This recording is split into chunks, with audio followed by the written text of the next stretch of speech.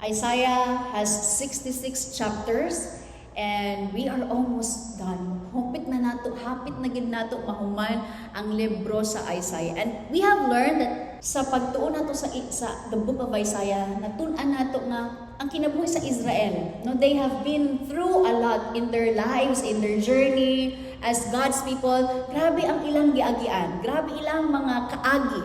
They have battled, no? Nakita nato unsa sila nagbattle against their flesh and between obeying God. Kinsa man gyud mag-obey ba ko sa Ginoo? Should I obey? Should I worship the Lord? Or sundon ako ang flesh, ako ang naturally kana sinful nature? So we have seen their battle. We have seen nakita nato nga they were really not perfect, kay nakasala sila, pasaylo sila, and ang Ginoo gid ang ilahang padayon, nagpabilin nga Ginoo despite sa tanan nga ilahang giagihan. And so we have learned, no, through the sermon themes, no, we have in the book of Isaiah itself na atay tulo yata to ka division, no, sa theme nato. So we have learned that mga katawan sa Israel, they have been in the season where their hearts were hardened dahil ilang mga kasing-kasing. Naapoy panahon nga they were in despair, murag wad-an naman silang paglaom. And in this month, June, we have learned that there is the glory of God. There is hope. So the theme is the dawning of glory, the dawning of God's glory. There is hope for them. There is this moment that they can see the presence, the glory of the Lord. In our passage this morning, we can see how they are longing and seeking for the mercy of God. Kini nga tumura, wala pa nahuman ng Isaiah, but still they are in the land of Babylon. Kay atuman natun nga they were exiled, na captive, nakuha sila sa Babylon. Not all Israel in Judah, but thousands of Israelites na capture, no, na nakuha sa powerful na Babylon na country sila. So about 25% of the population sa Judah ang nakuha. So naapay 75% ng mga Israel nga nabilin sa Judah. And so kining nga tumura nag-ampo, they have plead for God's mercy. Katong believing remnant nga naa sa Babylon, katong adto sa Babylon, sila naay mga katawhan dito nga nagatuo paghihapon sa Ginoo, nagkahadlok paghihapon sa Ginoo, and they have seen ang tao sa Judah nga nabili nagpakasala. Grabe ilang pagpakasala dito. And that is why God punished the land. The land was broken and destroyed because of their sin, because of their wickedness, because kahit gihapon sila ulo, bisag nakita na nila nga gikuha na sila sa Babylon. But then still, they have sinned greatly, consistently, willfully before the Lord. And so, giingon diri sa Isaiah 63 verses 7 to 10, ipahayag ko ang gugma sa Ginoo nga walay paglubag. Daygon ko siya tungod sa tananiyang nahimo kanato ug sa iyang dakong kaayo, dinasig sa iyang kaluoy ug sa gugmang tiunay ngadto sa katawhan sa Israel. Siya miingon, tinuod gayud nga katawhan ko sila, mga anak nga dili maluibon. Busa, giluwas niya sila gikan sa ilang mga kasakitan. Dili anghel ang miluwas kanila, kundili ang iyang presensya mismo. Tungod sa iyang gugma o kaluoy, giluwas niya sila. Gibayaw niya sila o gigiyahan sa tanang adlaw sa ilang panahon. Apan, misupil sila o gipasubok nila ang iyang balaang espiritu. Busa siya mismo ang nakig-away batok kanila. Ang nag-ampo ani nahinumdum niya unsa kamaayo ang Ginoo. Bisan pa man siya gid ang amahan, dako kayang gugma sa mga Israel. Apan sa kinaulahian nag-ingon, misupil gihapon kini katawhan, misupil gihapon ang mga Israel. busa nakig-away ang Ginoo batok kanila. That is why He allowed them to be exiled. He allowed their land to be destroyed, to be ugly, nga walay nindot nga panghitabo, to be in ruin. Kay tungod nagpabilin sila mahimong masukilon gihapon sila sa Ginoo. Nagpadayon in verses 15 to 19. Nag-ingon, gikan diha sa imong balaan ug mahimayaong puloy-anan sa langit, lantawa kami. Hain naman ang imong pagpangga kanamo, ang imong gahom, ang imong gugma ug kaluoy. Kay ikaw mao ang among amahan, bisan tuod wala makaila kanimo ang among katigulangan nga si Abraham ug si Jacob. Apan ikaw o Ginoo maoy among amahan, ikaw kanunay maoy nagluwas kanamo. O Ginoo, nganong gitugutan mo man nga mahisalaag kami gikan sa imong dalan?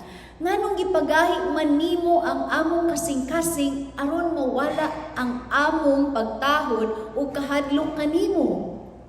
Tungod sa imong mga alagad, kaluyi intawon ang imong katawhan, gipasipad-an sa among mga kaaway ang imong templo nga gitamod sa imong balaang katawhan sa mubong panahon. Nahisama kami sa mga tawo nga wala mo gayud harii o dili mo katawhan. This is their state now. Muna nilang kahimtang karon.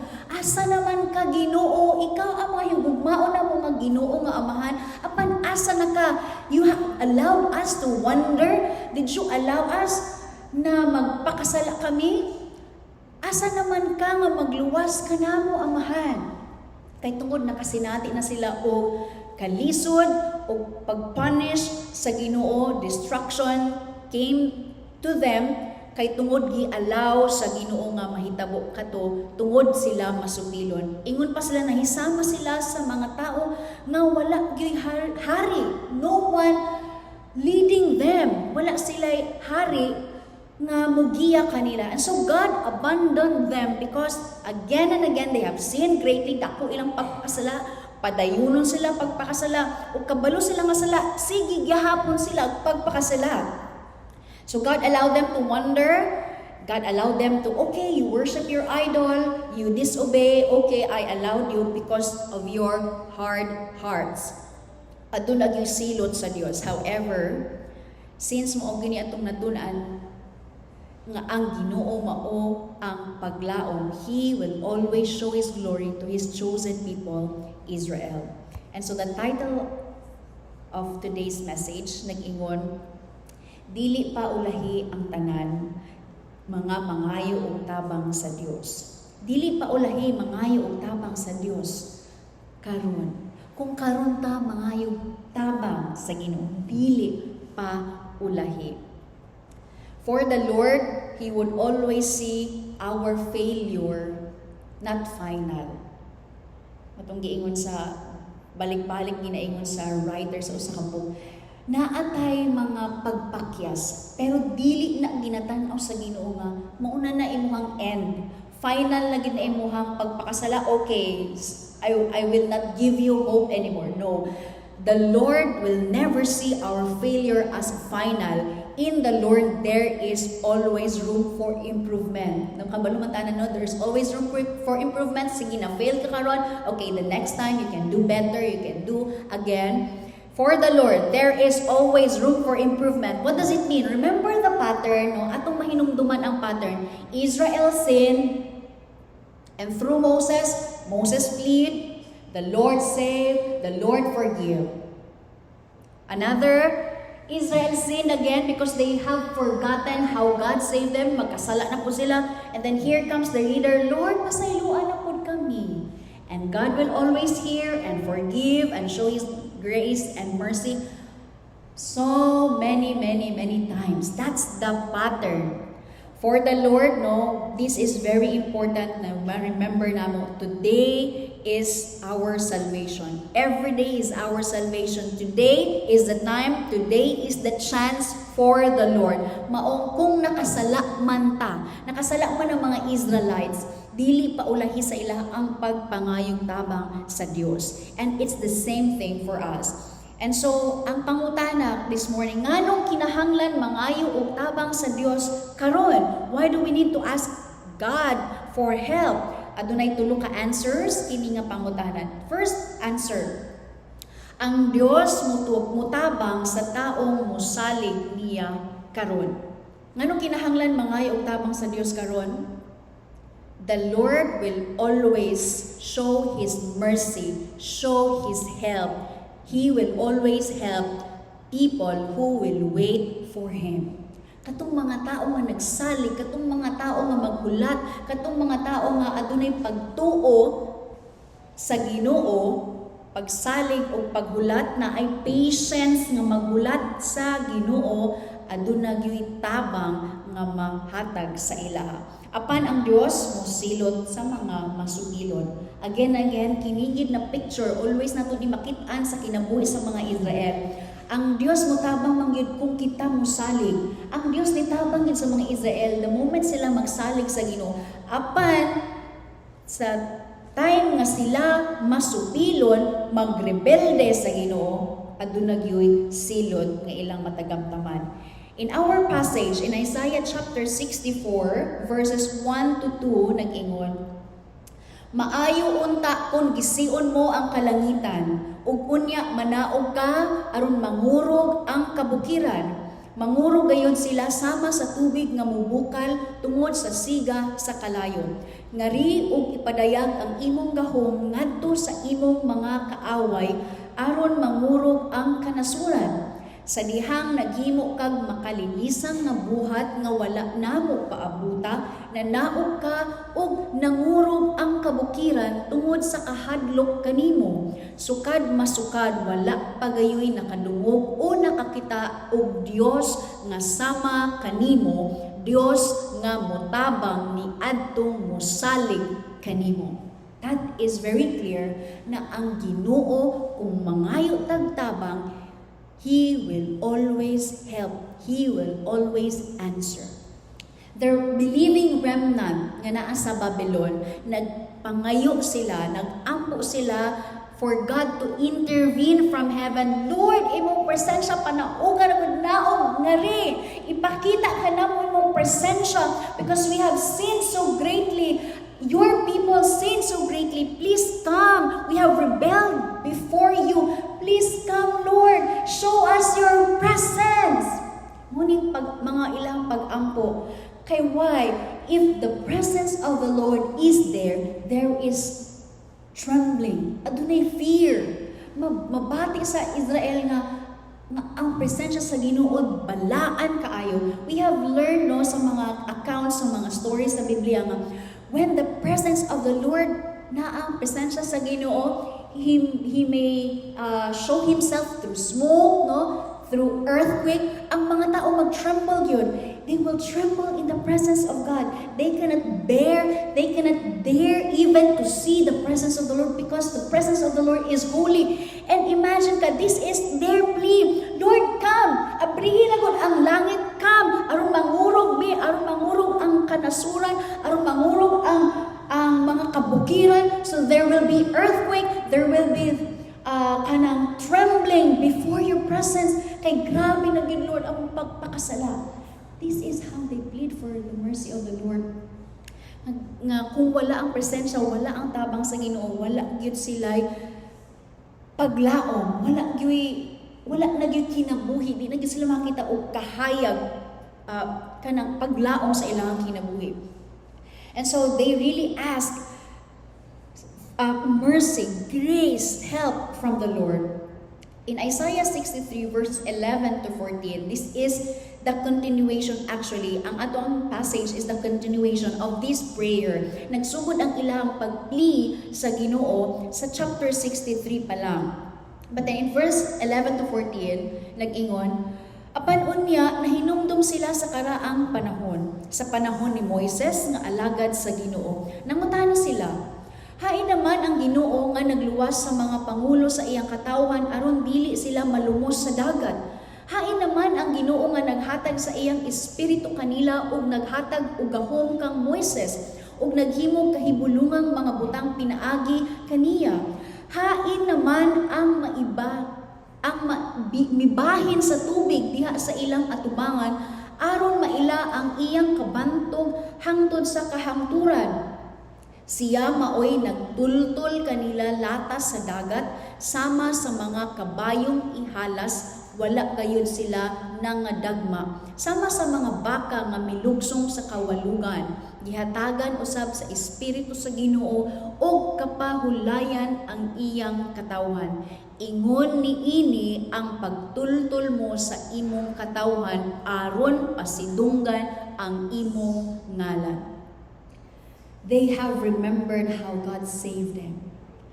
Nahinumdum nila kung giunsa pagtultol sa Ginoo sa ila sa dalan, sa kagawasan. You have remembered the story of the Exodus, right?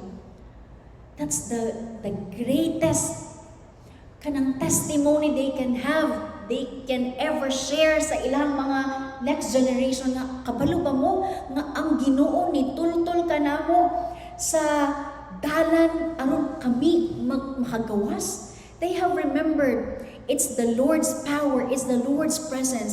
And so this very time, ana sila, Lord, hinumdum na mo sa kagamhanan, sa minimo giluwas. Asa na ka, Lord? Tabangi kami, luwasa kami. Kay tungod, grabe na ang pagpakasala sa mga katawan. This praying, believing remnant, nag-ampo sila, nag-plea sila, kay tungod, hapit na sila mubalik sa ilang original land. Hapit na sila mubalik, pero pagkakita nila, pagkadungog nila ang ilang land, mga katawan, ilang kaisig katawan, nagpakasala, and God punished them. They really plead for the mercy of God. Luwasa kami, O Diyos. And so, kinahanglan yun nato mangayo og tabang sa Ginoo karon, kay ang Dios mo tabang sa taong musalig niya karon, apan ang Dios yun musilot sa mga masupilon. Second answer, and the second point, nganong kinahanglan maghangyo og tabang sa Dios karon, ang Dios mahimuot sa taong magpabiling matarong. God made this group of people righteous. Gihimo sa Ginoo silang matarong, not because of their works, not because of their kanang ability, no, because of Abraham's faith, because of faith. Tungod sa pagtuo sa ilahang kaluluhan, ancestors, their forefathers, because of Abraham's faith, God made him righteous. And that is why iyang descendants, iyang mga anak, nahimo kong righteous in the sight of the Lord because of that faith. And ang ingon sa Ginoo, they should live righteously. They should live holy. Since you are my chosen people, you are a holy nation, you are precious to me, live righteously, live holy, live set apart, not like the other nations who worship gods, who worship nothings. Ayaw sila suna. Because I am your Lord, I am the Yahweh, I am the only one. See, be set apart, be holy. Ayaw sila sundugang. And that is why God really was angry. Masuko ugid siya sa mga nagpadayong pagpakasala. Why? Because they were made righteous already. And ang iyang gusto, magpabilin silang magkinabuhing matarong, kay mahimuot yun ang Ginoo sa mga nagpabiling matarong. In verse 5 to 7, nag-ingon, the same chapter, 64, gikahimutan mo ang nagkinabuhig matarong ug nagtuman kanimo pinaagi sa pagbuhat sa imong mga sugo. Apan nasuko ka sa dihang nakasala kami ug nagpadayon kami sa pagpakasala sa dugayng panahon. Sama kami sa tawong hugaw ug ang among matarong nga buhat sama lamang sa hugaw pahiran. Nangalaya kami daw dahon ug ang among pagkadautan daw hangin nga mipadpad kanamo. Wala gayoy misangpit sa imong ngalan ug mibangon aron pagdangop kanimo. Gitago mo ang imong nawong gikan kanamo ug gipasagdan mo kami tungod sa among mga sala. God will always magpunish, silutan gid niya ang tanan nga magpakasala. Masuko siya sa taong nagpadayong pagpakasala. Apan siya gid mahimuot sa taong magpabiling matarong. And ingon pa siya diri, Lord, kahimut-i kaming mga nagkinabuhig nagpakatarong righteously ug nagtuman sa imuhang mga sugo o mga mando. Help us, Lord. Be gracious to us. May our lives be favorable in your sight. This is what is their prayer all about. Mahimo untang among kinabuhi, Lord, na ay pabor sa imuhang mga mata because we have continued living righteously. And what is kanang makaingon ka nga katawanan, dili pa siya katawan, pero even gani ilang mismo gi-confess, this is their confession, na even ang ilang pagkamatarong, hugaw gihapon sa atubangan sa Dios. Imagine that, no? Sama kami sa taong hugaw, ug ang among matarong nga buhat sama lamang sa hugaw pahiran. Even di ay ang ilang righteousness is like a filthy rag. Kabalo sila ana nga Lord, bisag man magpakamatarong kami Lord, kini gihapon hugaw sa imong pananaw. What does it mean? Yes, we are really sinful. Although we are made righteous, but we still sin. We are tainted. We are stained with sin. Dili gyud mahimo ang perfect atong maayong ginabuhat. Ingon sila nga ang maayong ginabuhat makaluwas. No. Because your good works is still not good works in the sight of God.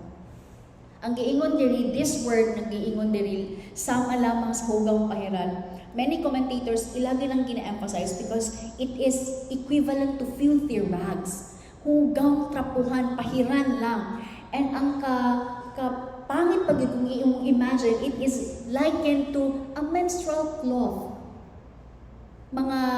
Ang ginagamit sa babae pag mag-menstruation sila. And that is so undefiled. No, ikanang grabe ka ayo ka unclean. Menstrual cloth is unclean. You cannot even touch that. And even ang mga nagdugo sa ilang panahon before, kung asa sila naglingkod, you should never touch the place where they have seated. That's how unclean. And so, inana sa tanaw, inana kami, O Diyos, sama kami sa taong hugaw, ang among pagkamatarong, sama lang sa kininga, pahiran, hugaw kaayo. Nangalaya kami daw dahon, we wither away. Kay kami nagpadayon sa pagpakasala. Because of our willful sinning. And that is why God truly nag-ingon nga gipasagdahan sila. And this is the same prayer, confessions that they had earlier, na isama kami sa mga tao nga wala mo gayud harii o dili mo katawhan. God allowed them to sin. God allowed them to wander. Nasuko siya. That is why, kung ikaw magpabiling matarong, mahimuot ang Ginoo. That is why, if ikaw magpabiling matarong, pwede kaayo ka maghangyo o tabang sa Ginoo. Plead for God's mercy. Ask for His help. Kay you will always find favor if you live righteously in the sight of the Lord. Number 3, ngano kinahanglan ta maghangyo sa tabang sa Ginoo karon kay ang Dios mahigugmaong amahan sa iyang katawan.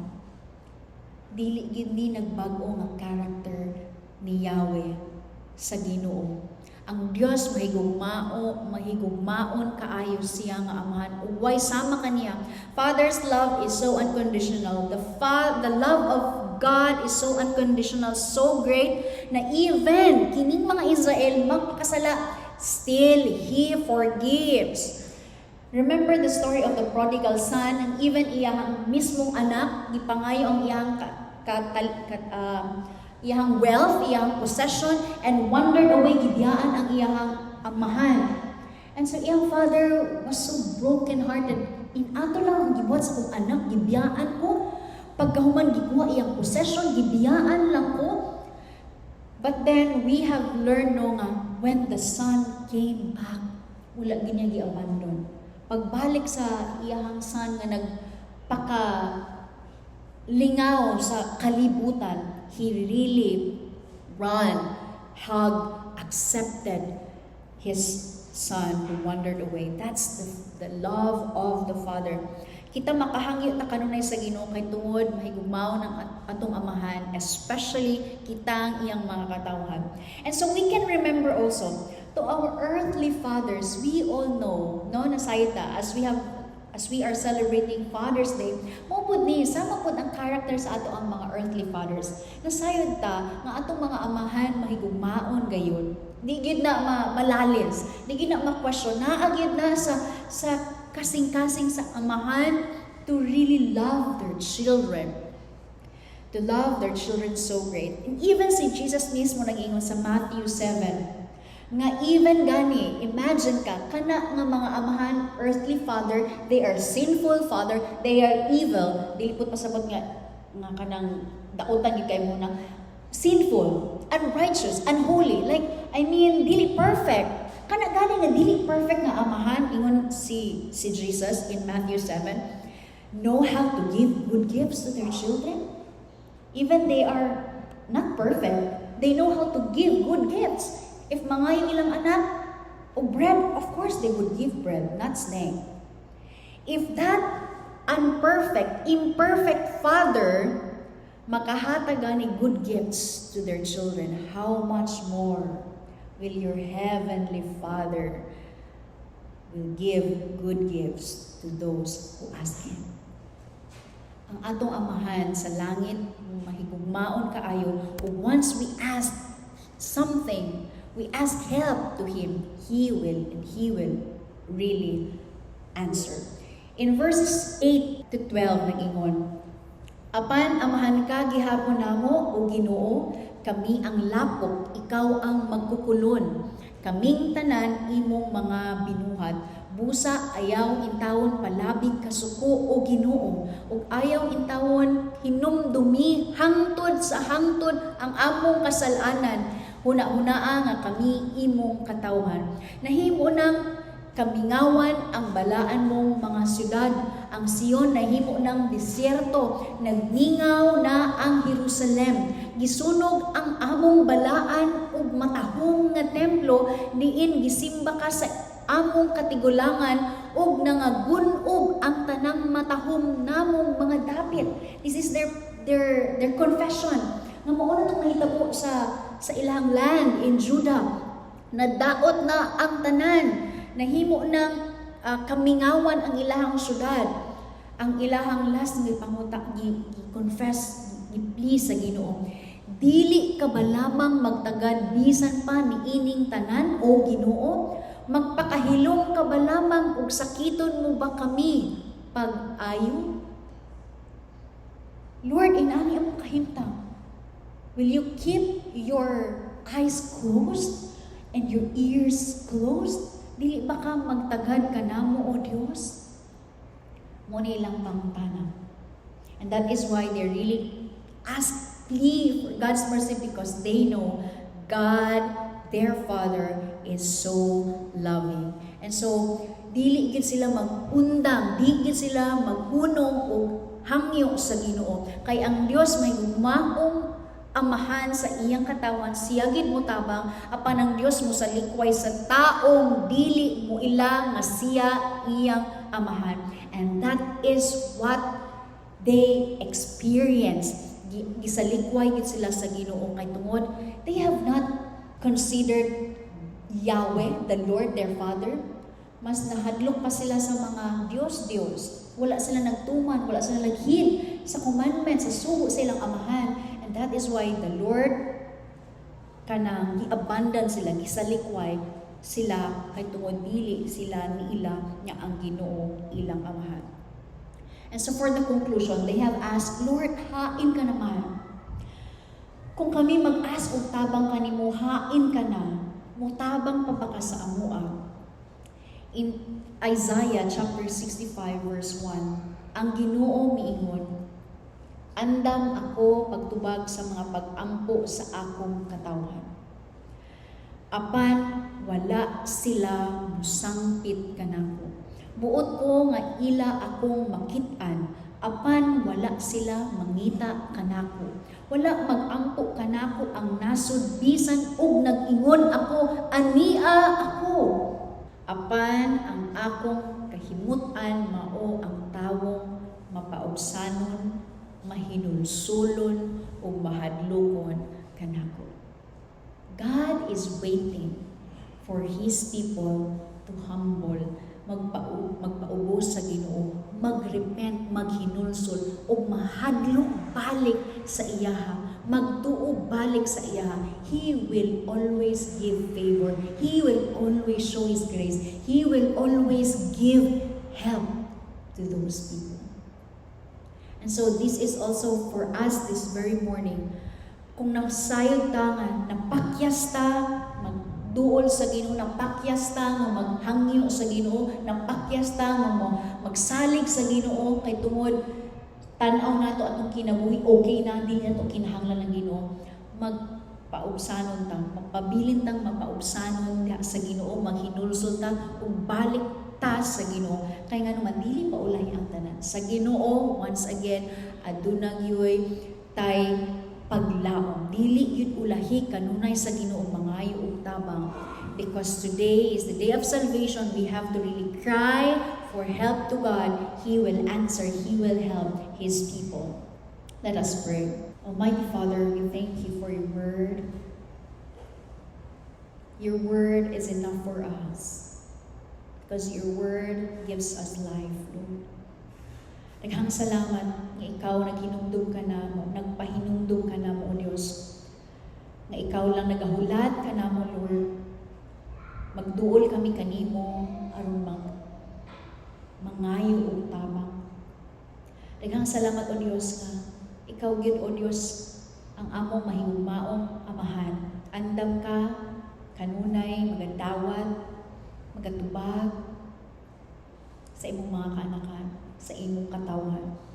Pasayloan kami, O Diyos, kung naisama man kami sa mga gibuhat sa Israel, sa imong katawan of old, sa sinaunang panahon, nga masukilon, padayon sa pagpakasala, wala kang giilang nga amahan, naaman kami, Lord, ginabuhat sama nila karon, pasayloan kami, O God. Ikaw magagiya ka na pagbalik usab diha kanimo. Father, daghang salamat. Ikaw, gid Lord, maghatag ka ng kaluwasan in Your mercy and in Your grace. Restore Your people. Restore us. And even for us this morning, Lord, for those who have wandered from You, wandered away from You, Lord, help. Save, O God. Restore, O God. Find them, Lord. Look for them, O God. Because You are sovereign. You are great, You're powerful, You're loving. Daghang salamat, O Diyos, na kami sa makausapa, makabaton, makadawat, makasinati sa imong kaayo, sa imong ugma, sa imong kaluoy, sa imong pagtabang ka na mo, O God. Once again, Lord, thank You. Wala ka nag-usap. Sama ka gihapon, sa karon, kung sa imong gibuhat sa una, kung even sa moabutay pang panahon. Ibutang na mo ang pagsalig ya kanimo lamang. Kini among mga pag-ako sa ngalan ni Jesus.